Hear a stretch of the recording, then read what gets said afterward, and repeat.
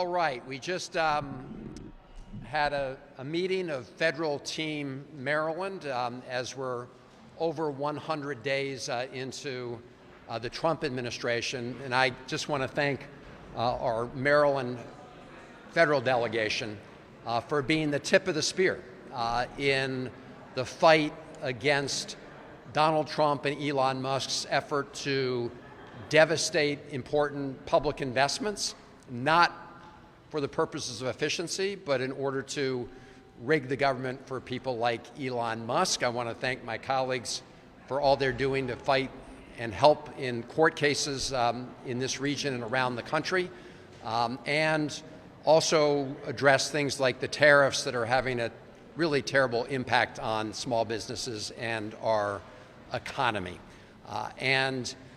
We just thought we'd get together and strategize about the way forward.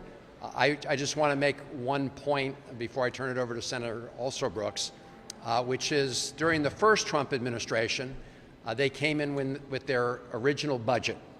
And as part of that original budget, they zeroed out funding for the EPA Chesapeake Bay program. Zero. At that time, it was $73 million a year. By the end of the 4 years of the Trump administration, we had worked on a bipartisan basis in the Senate and in the House, not just to protect that essential funding for the health of the Chesapeake Bay, but to significantly increase it. By the time those 4 years were over, it was at about $85 million a year. So that's just one example of what we can do when there's a willingness on the other side of the aisle to work in a bipartisan way, which we will whenever possible. But when it comes to protecting the rule of law and people's constitutional rights, we will always stand up as a delegation for the Constitution of the United States of America. And we will fight in the courts, we will fight in Congress, and we are fighting in communities across Maryland and indeed around the country to protect our Constitution and to protect the country from these very devastating policies and cuts that we've seen from the Trump administration along with Elon Musk. So I want to again thank my colleagues, and I'm going to now turn it over to Senator Alsobrooks, who's just been an amazing partner as we work during this first 100 days to beat back the Trump administration's assault on our Constitution, but also do what we can for the people of Maryland. Senator Alsobrooks. First of all, I want to thank Senator Van Hollen, and I also just want to thank all of my colleagues who are doing such an amazing job. I'm lucky to be a part of Team Maryland. We have worked together so closely over the last 100 days to do everything we could to stand up for Maryland. Maryland has suffered disproportionately as a result of the cuts that we've seen, the freezing of critical federal funding, and we have this delegation also has the privilege of representing constituents who are here, who walk these buildings every day, and so this is not an issue that is distant for us. We come in contact literally every single day with our constituents, and I think it's important to communicate that we are not only pushing back and fighting back on behalf of our constituents, but we see them. The numbers that we talk about when we talk about the numbers of job losses, for example, that we know now are in the thousands, are not just numbers for us. These are humans. These are people whose lives we understand have been upended. These are our patriots who have served just so honorably in so many ways, who serve the American people. And we have really felt so keenly the losses of so many families, and because these are our families, these are our colleagues, and these are our neighbors and church members and friends. So we're going to continue to not only fight back during this time, but we're also united in the idea that we should also be getting things done on behalf of Marylanders, continuing to work to for example, make sure that the funding that's been frozen will be unfrozen for critical projects, that we are working to satisfy the needs of so many of our constituents. But this has been a really challenging time, and I've just been honored to be able to do the work with a team that is as experienced and committed as Team Maryland. So we are going to continue moving forward, continue to fight, but we want our constituents to know that we see them and hear them, and that we are sharing in so many ways in the devastation that they're feeling. But we believe, we're very hopeful that we're going to not only be able to make it past this time, but we're really confident also that when we approach next year, I think we're going to see the people respond very strongly, and we're going to take over, again, the majority in the House, and we're going to really see some gains next year. Thank you. I think Congressman Pume and Raskin and Pume are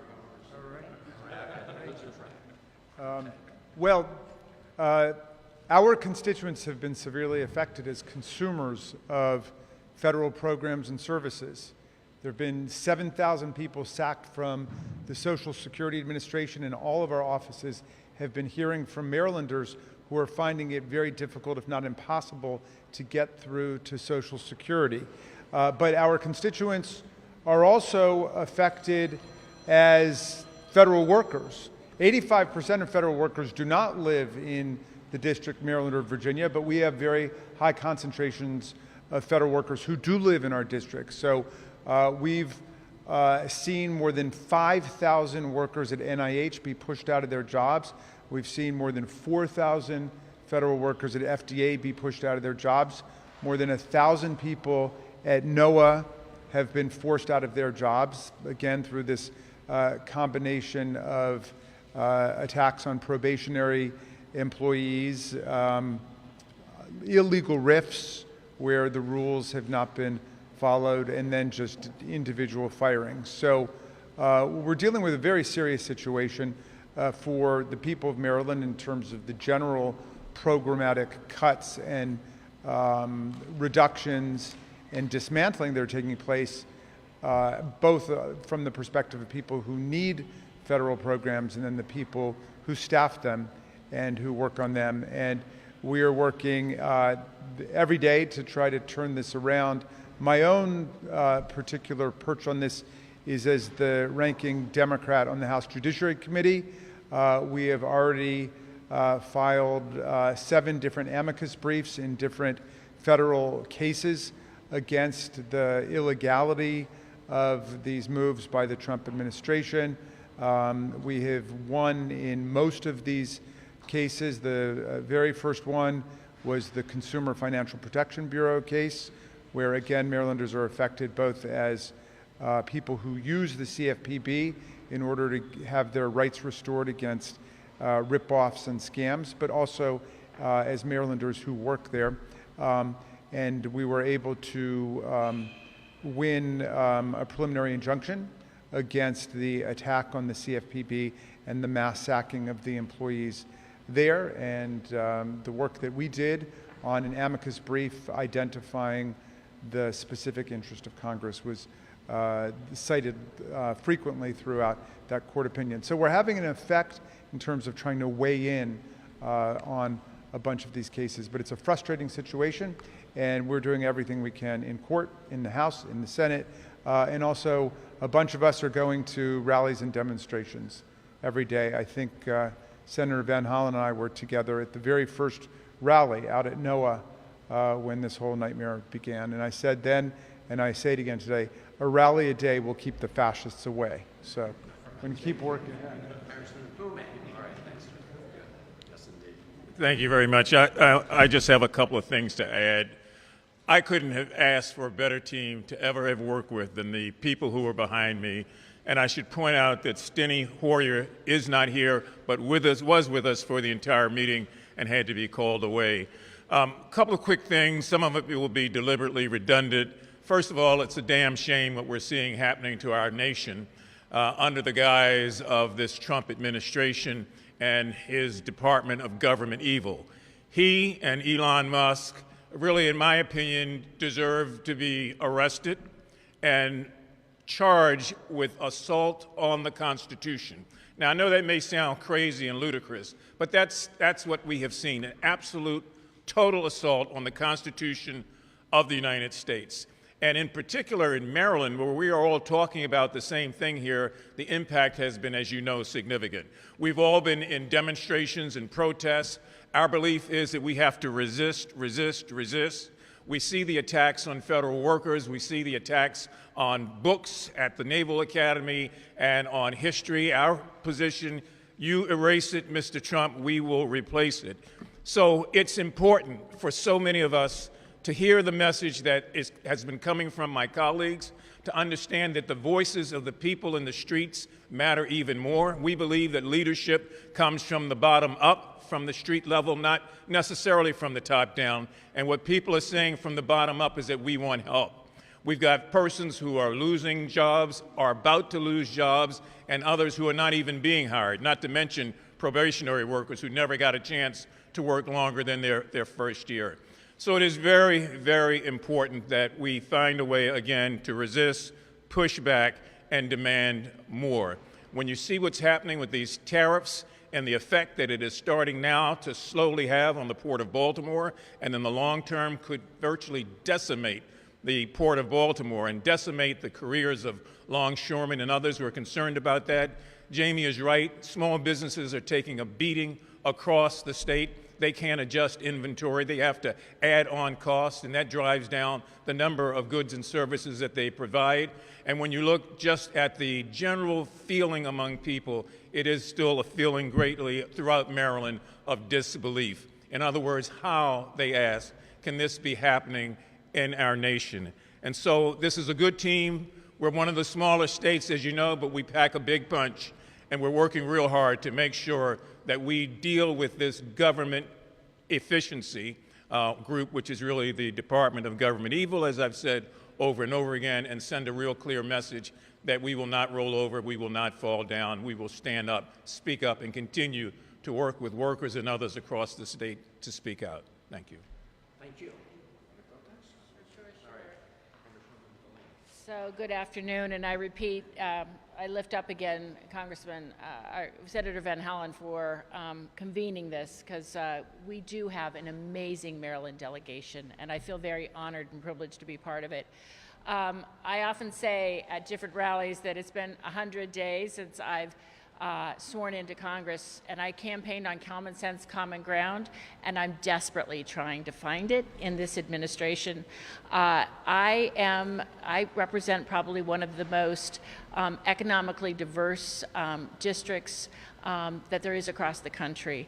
But there is such a range of pain, and Republican, Democrat, Independent, doesn't matter. These lawless actions, terminations, and what is happening is impacting every constituent in my district. A couple things I want to lift up. I'm the one Marylander that is on the Ag Committee, and we are in the midst of about to go into a markup. It's going to be a unbelievable round-the-clock markup, but what is happening is there is real issues concerning not only really looking at deeply what is in this farm bill in terms of what will happen for our farmers, in terms of conservation policies, in terms of investments, crop insurance, but also the trade-off with SNAP. And let's not forget that 1 in 9 families in the 6th district relies on SNAP, and 50% of those are children. So when we talk about work requirements, we are not talking about children that need to go to school, and many of those people on SNAP are already working. And so this is a big issue that we're going to see, and I think that many Republicans are starting to understand the real scope of it as they're looking for these cuts. The other part is I represent many of the premier research agencies of the entire world: NIST, NIH, National Institute of Cancer, Fort Detrick, our Fire Academy, and the terminations and what is happening not only in the workers that are being lawlessly fired, but how the missions of these research agencies. NIST is one of the most important agencies we can have, not only for driving innovation and our national security, but also looking at how we support the local businesses. NIH, cancer trials, they are all so important. And then the last thing I will really want to focus on is that as we're looking at all of these court cases that are really coming out again and again, how lawless these actions are, and thankfully our courts are holding. It's just really important also that we lift up the lawyers that are able to take up these cases and litigate and help our people in our district really bring cases.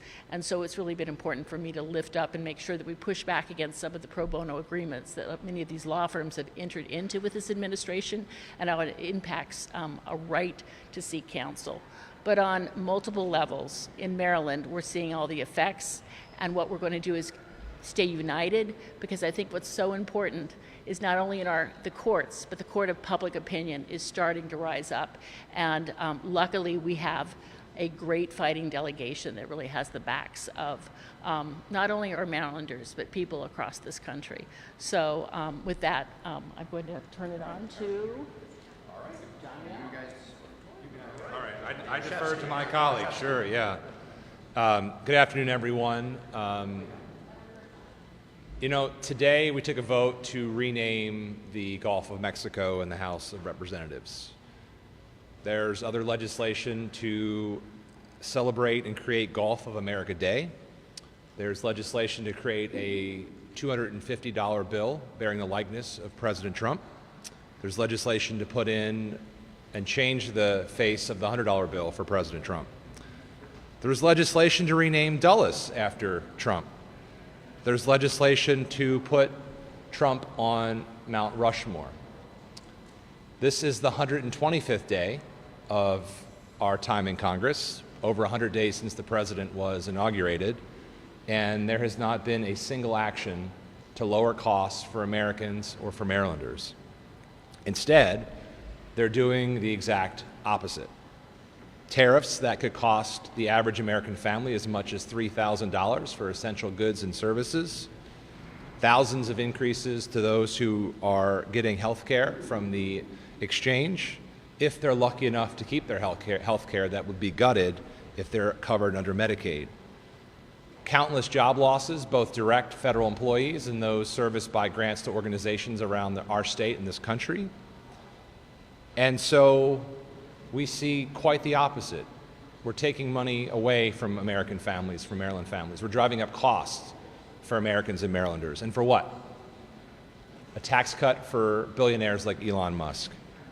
So I'm very proud to be a part of this delegation as we fight for Maryland workers, as we fight for Maryland organizations and institutions, our schools, as we fight for our grants, as we push back against the Trump administration, Elon Musk, and Doge. This is a team that understands what's at stake, because this is a team and this is a delegation that leads with compassion. And that's what's missing in all this conversation. President Trump, Elon Musk, extreme Republicans, enablers of the president, have lost a sense of compassion. And as we celebrate a new pope today, I think it's really important that we double down on that. And we remember the stories that are mentioned as we do our work. And that's exactly what this delegation will do in the days ahead. I'm happy to turn things over to clean up my good friend and colleague, Representative Elfreth. I'll be brief. You know, it's quite a time to be new to Congress, but I'm so grateful to be part of a delegation that really hits above its weight in terms of coordination, in terms of strategy, in terms of delivering for our constituents. And I echo everything my colleagues had said. This administration has been all chaos and no strategy. And we've seen cuts. We just spent an hour going through the billions of dollars of cuts that are impacting our constituents directly. But I just want to highlight a couple that are particularly cruel, smaller but cruel. This administration cut federal funding to test rape kits. This administration has cut protections and support to our food banks that partner between small farms and schools and food banks to feed hungry Marylanders and hungry Americans. This administration is attempting to cut a small agency that investigates every line of duty death of a firefighter in this country and then reports back to the rest of the nation how we can prevent future loss of life for our first responders. That's the depth of this cruelty, but it's also incredibly short-sighted, and we took a deep dive into that short-sightedness just in the last meeting between trying to reverse the progress we've made on Chesapeake Bay cleanup and clean water and clean air. What will happen to generations to come based on our cancer study cuts at NIH and Johns Hopkins and other world premier research universities? These are cruel, these are short-sighted, and again, I echo my colleagues in asking the American people to continue to use your voice. While we are fighting here in Congress and we are winning in the courts, we also need you in the community to fight for and tell us your priorities and your values. This place cannot work with just 535 members are on our own. We need the community to continue to engage and participate, and that's what I'm asking for today. And with that, I'm gonna yield to questions. Thank you. All right, thank you, and again, thank you to Team Maryland here. We're happy to try and answer any questions folks have. Related to the cuts,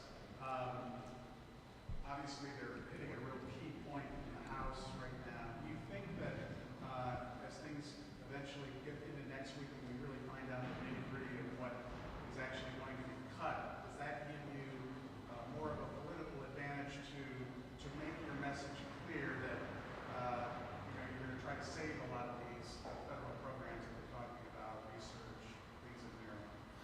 So I think there are two things going on in the House and the Senate right now with respect to deep cuts in important services for the American people. One is through the reconciliation process, which the House is embarked on, the Senate is also engaged in, and it's pretty clear what's happening on that front, which is Republicans in the House and Senate and President Trump are trying to cut taxes for very rich people at the expense of everybody else in the country. And at the top of their hit list is Medicaid, which, if cut, will have devastating consequences on millions and millions of Americans around the country. I was just earlier today at a vigil that has been lasting 24 hours from people whose lives literally will be lost if they don't have access to the life-saving treatment they have in Medicaid. So that's one area. The other is the budget process, which will take longer. We began in the Appropriations Committee, including the subcommittee I chair today, to have those hearings. That process will take a little longer, but right now it's pretty clear the reconciliation process is where they're trying to, again, provide tax cuts for very rich people at the expense of everybody else. And let me turn it over to Senator Alston-Brooks and any of my House colleagues who want to amplify that. I think I echo a lot of what Senator Van Hollen and my colleagues said. I think it's pretty obvious what this budget process is all about. I mean, I think you can talk about what's missing. The focus of all of this, once again, is when you see the numbers, we're talking about $880 billion in potential cuts to Medicaid. And no matter what comes out of the mouth of the people in this administration, the fact of the matter is, unless they make cuts, it's going to be virtually impossible not to see those cuts come from Medicaid, from Social Security, and many of the other social safety net programs that are so important to so many Americans. And again, in this agenda, the thing you haven't heard is what we intend to do for working class and middle class families.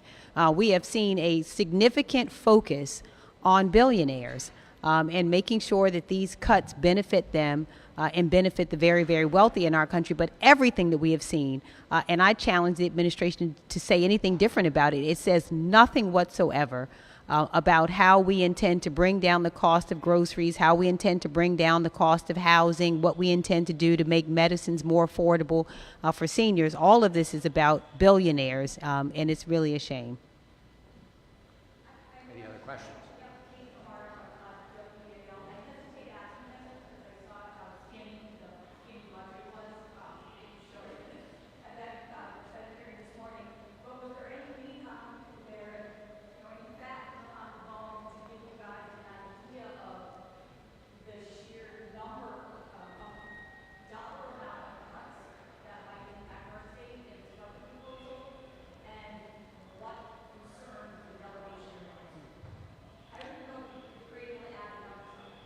Yeah, so I mean, overall, the Trump budget will cut domestic discretionary spending by a huge amount. I think it's in the range of 20%, thereabouts.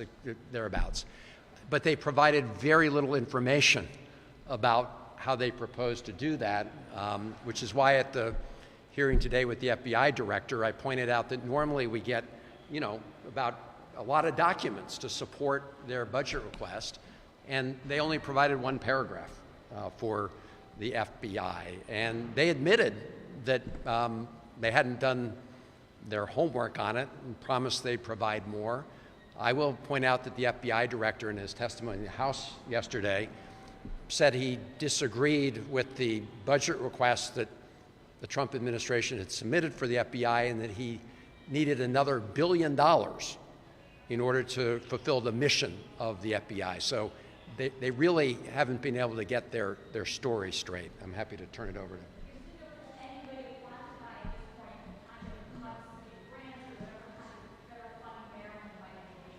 So it's too early to quantify across the board the impact of their fiscal year 26 budget on Maryland, other than to say it would be devastating to Maryland, but also to communities across the country, because as you said, a lot of this is grant funding that goes not just to Maryland, but other states as well. But that's why at the opening, my remarks, I just tried to remind people of what happened during the first Trump administration, using the Bay funding as an illustration, right? They zeroed that out in their 2017 budget, but we worked as a delegation to help protect it. Now, you know, as my House colleagues especially know, these days, the House and so many Republican senators have just become a rubber stamp for Donald Trump. So this is a challenge we have this time around that we didn't have at the same scale last time around. Thank you, sir. A question for Congressman Raskin, actually, because I know you've done a lot of work on this issue. The Trump administration is now weighing releasing the audio tape of the President Biden's special counsel, her interview, coming as President Biden's doing some media appearances now. What do you make of that? What's your reaction to this being something we're looking at? Well, their obsession with revisiting ancient Biden investigative expeditions is remarkable to me. But I think it follows from all of the news they're trying to cover up. I mean, the whole country's in an uproar over these tariffs. And today I introduced on the House side, and Senator Schumer is introducing on the Senate side, a bill for truth in tariffs, so that businesses would have to advertise the price of a good, then the added tariff price of a good, so that it would establish transparency in pricing under the president's new unilateral tariff regime. It's the same way, I mean, a tariff is basically a nationwide sales tax, and just like, you know, we get the sales tax recorded on the receipt at the restaurant, we would have the nationwide sales tax reported here. So we should be focusing on public policy, and I know that there is a mania on the GOP side to be revisiting all of the old Biden scandals. They didn't lead anywhere in the last Congress. I spent the last Congress as the ranking member on the Oversight Committee, and we know that our GOP colleagues were humiliated by virtue of the fact that they were not able to get the Republican-controlled body to vote to impeach Joe Biden. But of course, there were no high crimes and misdemeanors. So the wild goose chase apparently continues. Any other questions?